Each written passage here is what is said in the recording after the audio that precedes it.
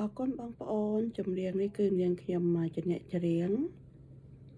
បើសិនព្រោះក្តីមិនព្រោះក្តីសូមបងប្អូនទាំងអស់អត់ទោសផងចាខ្ញុំនឹងជួបបងប្អូនតាមរយៈវីដេអូផ្សេងទៀតចាជម្រាបលាទាំងអស់គ្នាបងប្អូន